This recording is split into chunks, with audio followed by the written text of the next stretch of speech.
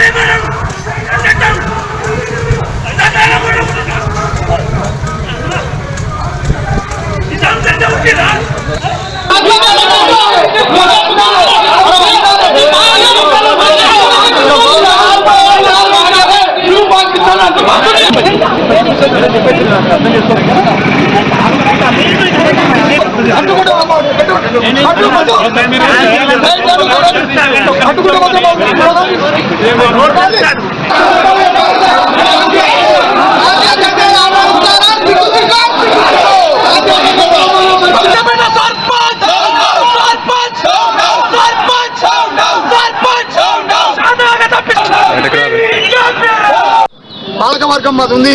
వాళ్ళు 10 గంటలకు మాట్లాడుకుంటాం అనుకున్నాం. 10 గంటలకు ఎందుకు ఆలస్యమైందంటే గ్రామంలో శానిటైజేషన్ విషయంలో తిరుక్కుంటూ వచ్చిన సభ్యులందరూ ఎప్పుడు కూడా కొంచెం లేటుగా వస్తాము. మేము రాకముందు ఒక 10 గంటల 10 నిమిషాలు 15 నిమిషాలకు కలర్ మొదలుపెట్టాం. ఇది అన్యాయం. ఇది ఎందుకంటే కలర్ మేము పాలకవర్గము ప్రజలతో ఎన్నుకున్నది.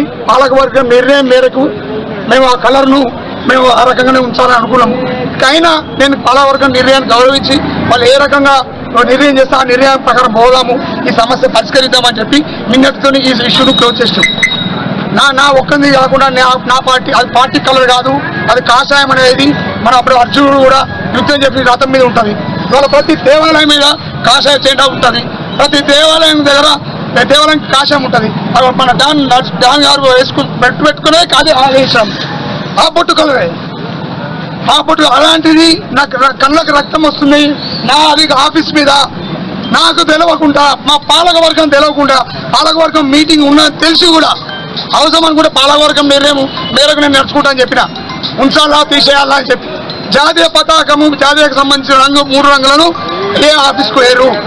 అది ఇప్పుడు ఒకవేళ అక్కడ నిలబడ్డప్పుడు